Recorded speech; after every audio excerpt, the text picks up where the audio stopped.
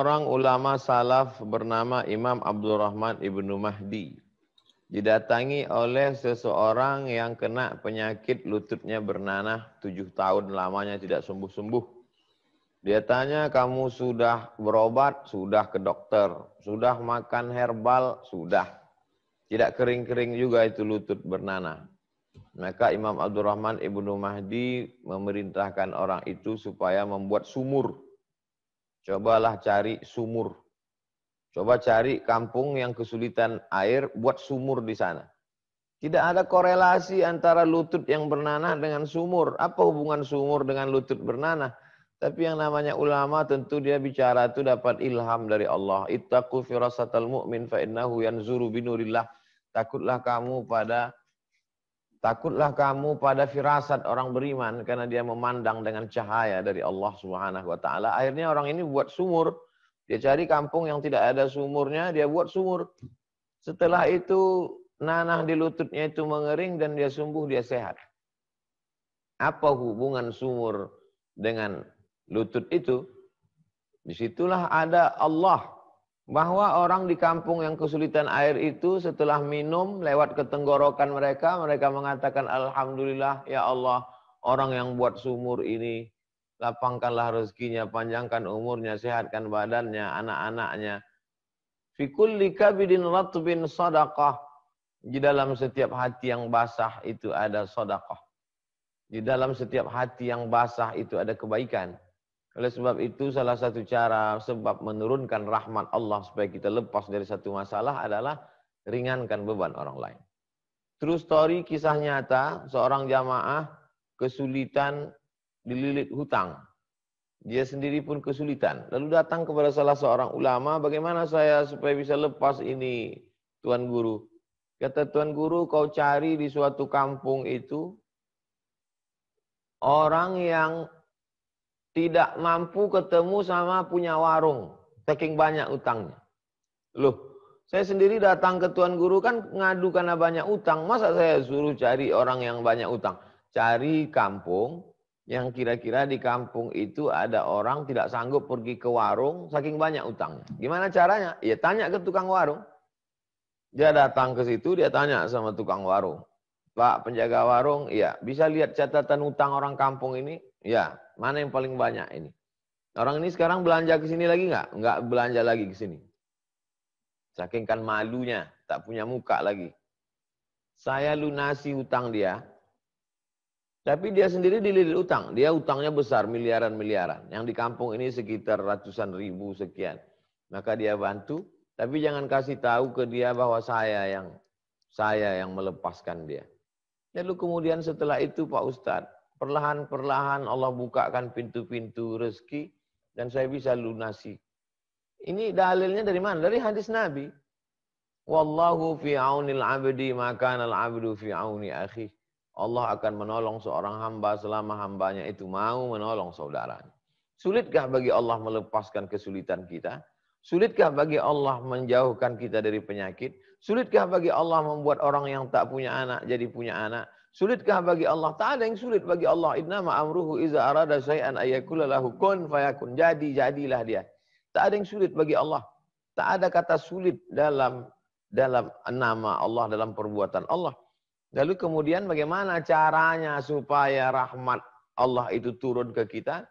Salah satu menjolok buah yang masak ranum itu biar jatuh adalah dengan cara peduli kepada hamba-hamba Allah. Itulah yang dilakukan oleh para ulama salafus saleh dan sampai hari ini maka ada satu kitab judulnya Al-Furaj Ba'da Syiddah,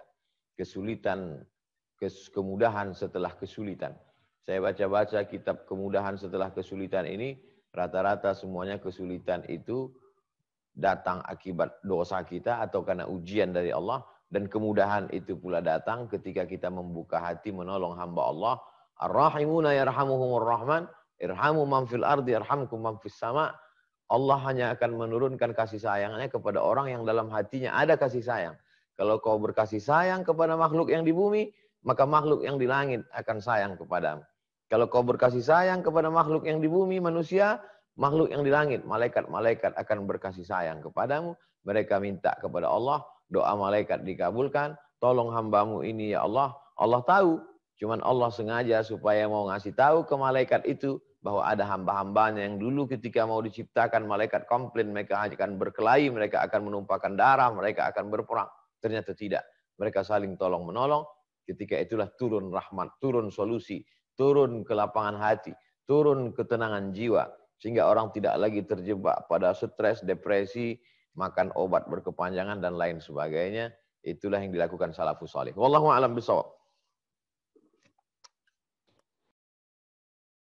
Ini ada pertanyaan Ustadz mengenai situasi baru-baru ini Ustadz yang di Perancis.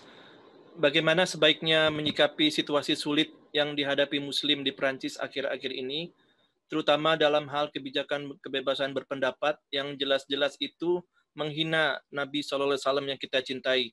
Apakah dibenarkan adanya orang-orang Muslim yang melakukan kekerasan karena kecintaan mereka kepada Nabi SAW?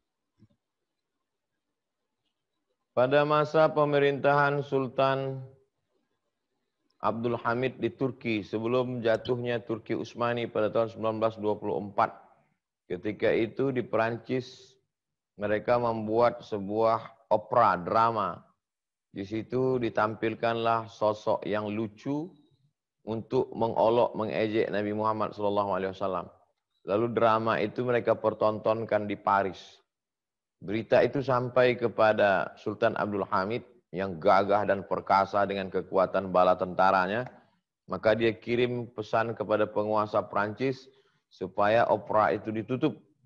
Kalau tidak ditutup, maka tanggung sendiri apa yang akan terjadi.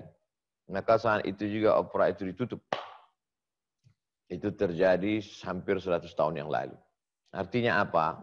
Kita akan disegani orang kalau kita punya kekuatan.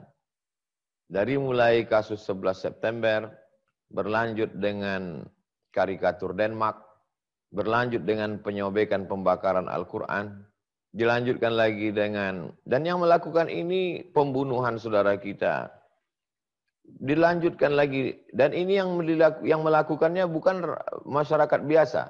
Kalau yang melakukan pekerja seni, kalau yang melakukannya hanya anak-anak muda, oke, itu kesalahan. Tapi ini kesalahan terstruktur. Sampai kepada presiden, sampai kepada menteri mengolok-olok Islam. Itu menunjukkan kita memang dalam ketidakberdayaan, kesulitan yang luar biasa. Nah, ini sesungguhnya menyadarkan umat Islam. Jangan lupa, Islam itu dulu ketika berada di Afghanistan, ketika datang serangan dari Uni Soviet, semua kekuatan umat Islam bersatu. Dari mulai Hekmatyar, sampai Burhanuddin Rabbani, sampai Taliban, dengan berbagai macam aliran organisasi bersatu. Umat Islam akan bersatu kalau ada musuh bersama. Semua ormas-ormas, semua mazhab-mazhab di Indonesia, kalau sudah menghadapi musuh bersama, di situ dia akan bersatu. Oleh sebab itu kita perlu juga melihat bagaimana skenario Allah menyatukan umat ini, bahwa ini adalah cara bagaimana supaya umat Islam ini bersatu, melepaskan dari masalah yang remeh-temeh, masalah kecil khilafiyah-khilafiyah, bahwa musuh besar kita bersama adalah kejahatan terstruktur untuk membusukkan umat Islam, untuk mengejek, mengolok umat Islam. Nah, setelah kita tahu bagaimana respon umat Islam. Respon umat Islam terbagi 3 secara umum. Yang pertama yang amat sangat militan. Sampai rela mengorbankan nyawanya seperti yang dilakukan salah seorang muslim. Menurut dia mati syahid dengan memenggal kepala guru yang kurang ajar, yang menunjukkan karikatur di depan murid-muridnya dengan kebanggaan, maka memancung kepalanya adalah jihad fisabilillah. Ini pendapat pertama umat Islam. Yang kedua, yang diam saja, lawan daripada respon. Memang begitu biasanya. Kalau ada amat sangat keras, ada yang amat sangat lunak. Ya sudahlah, diam sajalah, berdoa kepada Allah Subhanahu wa taala. Yang ketiga, menunjukkan respon, tapi respon yang positif. Salah satunya adalah dengan memboikot produk-produk. Ini yang dilakukan saudara-saudara kita di Kuwait, di Timur Tengah, di negeri kita, dengan memboikot produk-produk Prancis dan lain sebagainya, karena ini bagian dari embargo ekonomi. Tapi yang jauh lebih penting dari itu semua adalah seperti yang disampaikan Profesor Ismail Raji Al-Faruqi dari Temple University, Connecticut, yang terbunuh oleh agen Mossad Israel. Beliau seorang Palestina dan beliau membuahkan suatu pikiran yang brilian, cerdas. Kata beliau, kita tidak akan pernah menang melawan mereka dengan meledakkan kedutaan mereka, dengan membunuh mereka. Tidak dengan demikian, tapi dengan ilmu pengetahuan. Oleh sebab itu, cerita-cerita ini kita ceritakan ke anak-anak kita ceritakan ke jamaah untuk membakar semangat mereka untuk menuntut ilmu, lalu kemudian militansinya melaksanakan ibadah. Maka yang dokter, berusahalah menjelaskan Islam dengan ilmu kedokteran, jelaskan Al-Quran dengan ilmu sains, teknologi, sehingga dengan itu mereka akan dapat hidayah. Berdoa kepada Allah, Allahumma hadi qaumana fa innahum la ya'lamun. Sanurihim ayatina fil afaq. Kalau anak-anak kita yang di Fakultas Kedokteran itu menjelaskan bagaimana proses penciptaan manusia dalam Al-Quran, jelaskan dalam ceramah, buatkan seminar, ditonton oleh mereka, mereka akan berpikir ini agama datang dari mana, ini pastilah dari seorang yang luar biasa. Itulah yang nanti akan membuka hidayah. Dan sebelum kiamat, maka Eropa itu akan menjadi Islam. Begitu dalam hadis riwayat Imam Ahmad bin Hanbal. Ada satu yang belum, yaitu Rom. Kalau ada orang mengatakan bahwa Rom itu adalah negeri Syam, bukan. Karena negeri Syam hanyalah satu provinsi dari Rom, Roma. Ada yang mengatakan Rom itu adalah Konstantinopel, bukan. Karena Konstantinopel bukan Rom. Yang dimaksud dengan Rom itu adalah Eropa. Dan sebelum hari kiamat, Eropa itu akan berkumandang azan, akan berkumandang asma Allah. Ini adalah bagian dari proses menuju itu. Maka dengan ini bersatulah umat-umat Islam. Bersatu. Bernard Lewis sendiri dari seorang pemikir Yahudi, Bernard Lewis sendiri memprediksi bahwa Eropa itu akan Islam. Dengan prediksi 3 analisa. Yang pertama bahwa imigran Muslim datang dari Tunisia, Aljazair, Maroko akan memenuhi Spanyol dan Portugis, Spanyol dengan Prancis. Itu akan diisi oleh 3 imigran. Kemudian India, Pakistan, Bangladesh akan mengisi Inggris. Kemudian Turki akan mengisi Jerman. Maka kalau sudah Spanyol, Inggris, Jerman, Prancis diisi Muslim, maka negeri-negeri yang kecil itu mengikut, termasuklah Indonesia, bahkan punya masjid di beberapa kota di Eropa, maka sesungguhnya Islam akan masuk dengan cara damai, bukan dengan pedang, bukan dengan peperangan, bukan dengan kekerasan, tapi dengan pintu hidayah. Dan saya percaya itu. Teori dari Bernard Lewis itulah yang membuatkan sebuah ketakutan yang disebut dengan Islamophobia. Pertama, imigrasi, perpindahan migran umat Islam ke Eropa yang begitu pesat, besar. Belum ditambah lagi kasus-kasus di Timur Tengah, dari mulai konflik di Sudan, konflik di negeri Syam, Palestina, Suriah, membuat ledakan besar ke Eropa.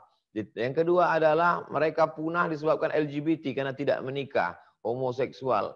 Sedangkan umat Islam diajarkan tazawwajul walud al-wadud. Jangan menikah banyak anak, kamu nanti akan dibanggakan Nabi di padang mahsyar. Dan yang ketiga adalah janji Allah. Dan Allah kalau sudah berjanji, innaka la tukhliful mi'ad. Jadi Islamophobia yang dihadapi hari ini, itu adalah buah dari pemikiran mereka sendiri. Di antara pemikir besarnya adalah Samuel Huntington dengan Clash Civilization, benturan peradaban, dan Bernard Lewis yang memprediksikan bahwa Eropa itu akan Islam. Demikian, wallahu a'lam.